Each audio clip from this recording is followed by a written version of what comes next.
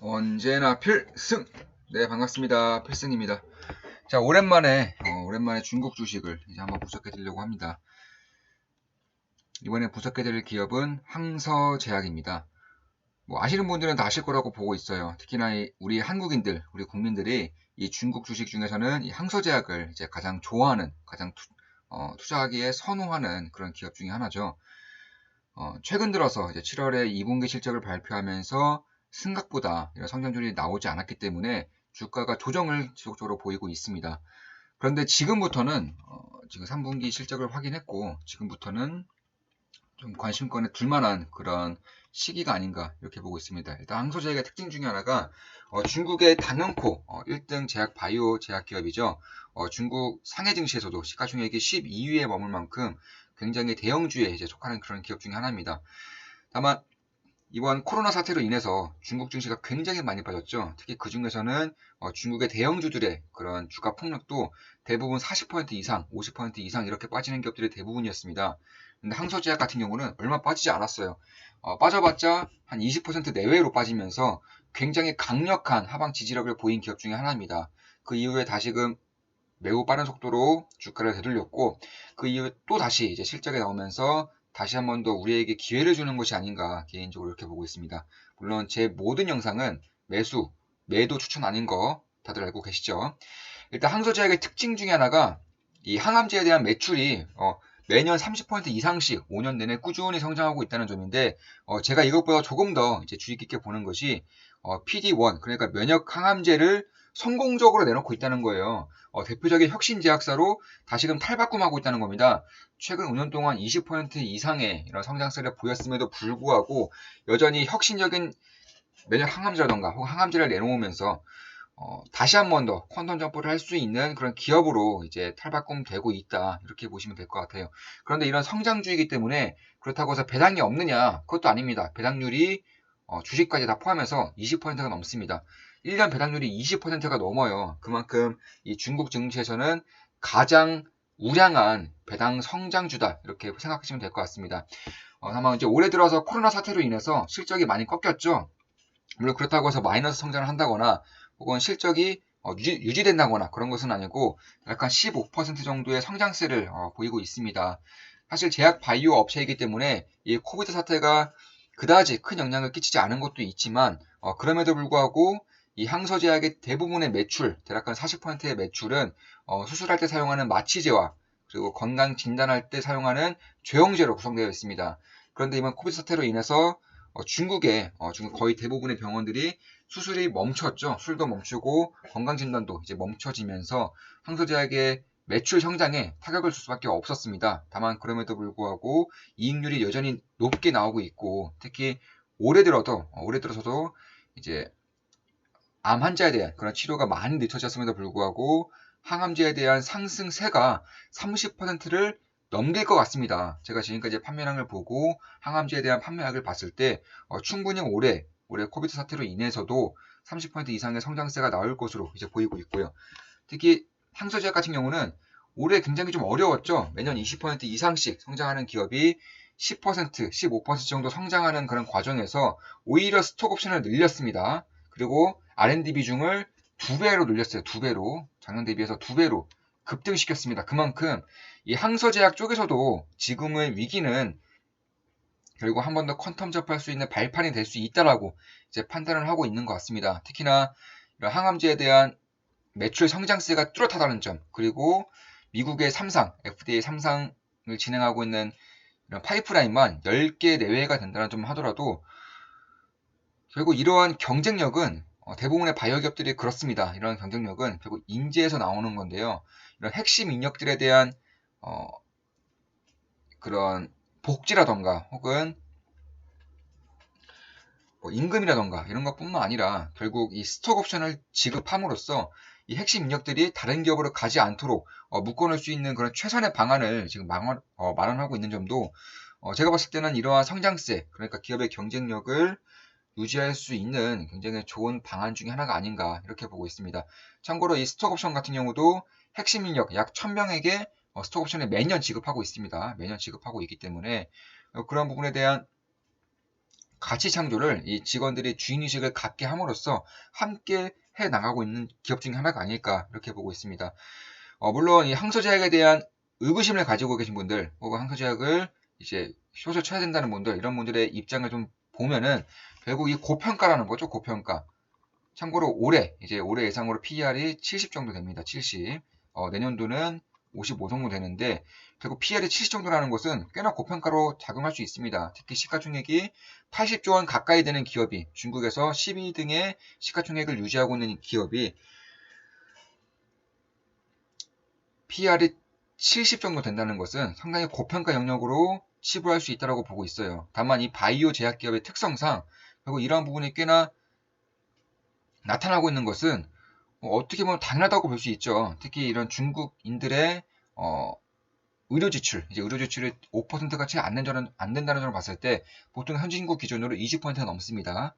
그런데 이 중국 기준은 5%가 안 된다는 점, 그리고 전 세계 1등의 고령화 국가이자 전 세계 1등의 최대 규모의 인구수를 가지고 있다는 점을 봤을 때에는 이러한 고평가를 받는 것이 어느 정도는 좀 이해가 가는 부분도 있습니다. 특히나 대한민국의 바이오 제약 기업들을 보더라도 참고로 이 한미약품이 PR이 125 정도 됩니다. 정확히 124.3인가 그런데 삼성바이오로직스는 뭐 말할 필요가 없죠. 190 가까이 됩니다. 그만큼 PR 70이라는 것이 어떻게 보면은 중국의 바이오 제약 1등 기업으로서 그렇게 고평가 영역을 아닐 수 있다. 특히 앞으로도 지속적으로 성장한다는 점에서 특히 이제 중국뿐만 아니라 뭐 미국이라던가 유럽, 인도, 남미 등에도 매출이 꾸준히 증가하고 있다는 점을 봤을 때 특히 파이프라인이 10개 이상이 존재한다는 점을 봤을 때에는 결국 이것이 고평가라고 해서 투자를 못할 정도의 그런 버블 영향이가 저는 아니라고 판단하기 때문에 이렇게 분석을 해드리는 거죠. 물론 제 모든 영상은 매도 추천 아닌 거 다들 알고 계시죠? 특히 면역 항암제 그리고 항암제에 대한 이 성장세가 매년 30% 이상씩 나오고 있고 점차 이쪽 항암제에 대한 매출이 과반수로 점차 증가를 하고 있기 때문에 이런 부분을 봤을 때에도 뭐 괜찮은 흐름이 좀 나타날 수 있을 것이라고 보고 있습니다. 그리고 지금 주가를 보시면 10년 동안 대략 보여드리겠습니다. 10년 동안 이제 40배가량, 이제 10년 동안 40배가량 오른 것이고, 굉장히 꾸준히 상승하고 있죠. 지금 월봉입니다, 월봉. 추세가 안 꺾이죠. 정말 대단한 것 중에 하나가 추세가 안 꺾여요. 이 10년 동안 성장하면서 이렇다 할 추세가 꺾인 적이 단 한 번도 없습니다. 심지어 2008년 금융위기 때에도 그다지 꺾인 게 없죠. 이렇게 안정적인 성장세를 보이고 있다는 것 자체로도 결국 이 중국에 대한 고평가 영역을 충분히 인정하고 있다는 시장의 강력한 시그널 중에 하나이고 특히 올해는 매출 성장률이 15% 내외로 나올 정도로 평소보다 좀 빈약한 성장세를 보이고 있는 것은 맞지만 결국 매출의 40% 이상을 차지하고 있는 뭐 마취제라던가 주영제에 대한 매출이 그만큼 안 좋았기 때문에 결국 이 코비드 사태가 끝나가는 지금에 들어서는 다시금 예전에 그런 성장세를 전 유지할 수 있을 것이라고 보고 있죠.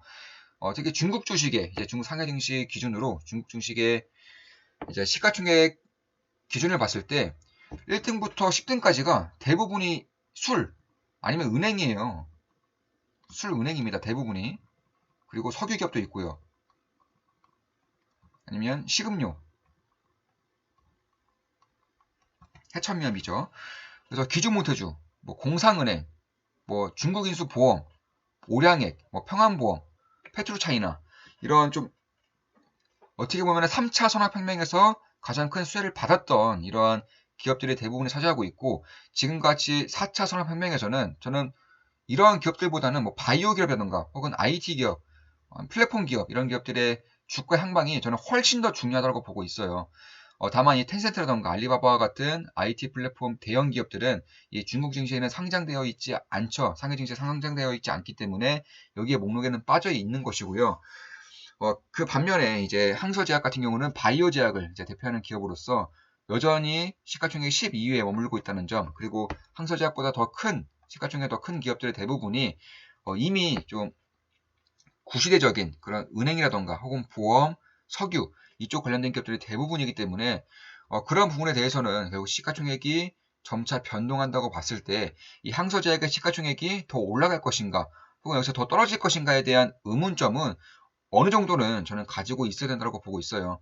특히 2015년부터 자기자본 수익률, 그러니까 ROE가 20% 이상을 항상 유지하고 있다는 점, 올해에도 마찬가지입니다. 올해도 그렇게 유지할 수 있다는 점, 그 신약 제품이 임상 3상을 진행하고 있는 이제 품목이 10개 이상이라는 점, 올해 들어서 중국에 이제 승인이 된 약품만 3개가 넘는다는 점, 결국 매년 두세 개씩 신약을 내놓고 있고 그 대부분의 비중이 항암제와 면역 항암제를 지향을 하고 있기 때문에 이런 부분에 대한 수익성은 저는 점차 증가할 수밖에 없지 않을까. 물론 제 모든 영상은 매도 추천 아닌 거 다들 알고 계시죠?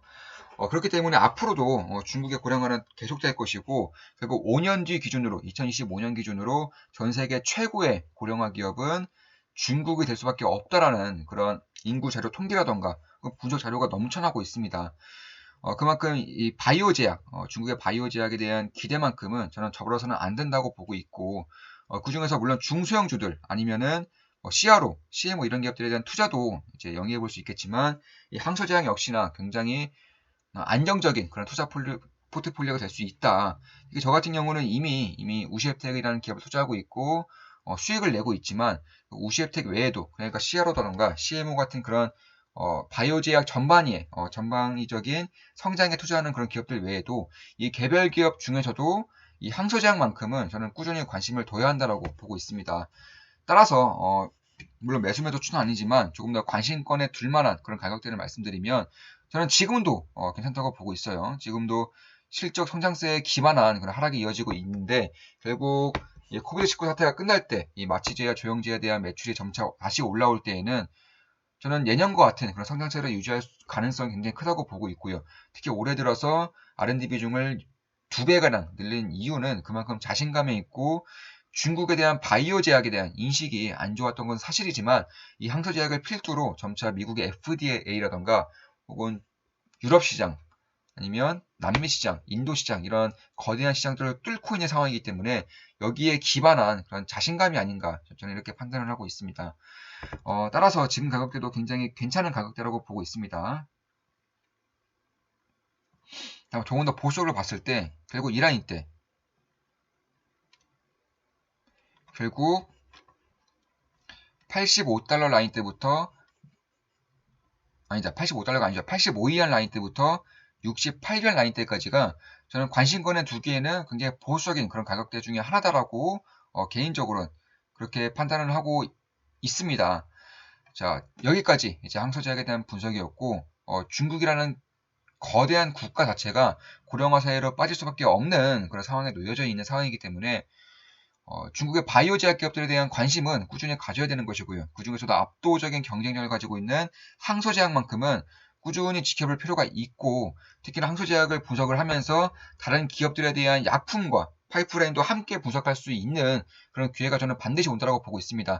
왜냐하면 항소제약에 그만큼 엮여 있는 곳이 많기 때문에 그런 부분을 하나 둘씩 풀어나가면서 이쪽에 대한 이해도를 높인다면 저는 이 투자 성공할 수 있는, 그러니까 성공 투자를 할 수 있는 그런 기회를 잡을 수 있다라고 개인적으로는 그렇게 생각하고 있습니다. 절대 관심을 놓쳐서는 안 되는 그런 분야 중에 하나이기 때문이죠. 지금까지 항소제약에 대한 분석이었고 중국 국가에 중국이라는 고령화 국가에 대한 바이오 산업에 대한 전체적인 분석을 해드렸습니다. 앞으로도 좋은 분석, 좋은 기업 분석으로 찾아뵙겠습니다. 지금까지 필승이었습니다. 필승!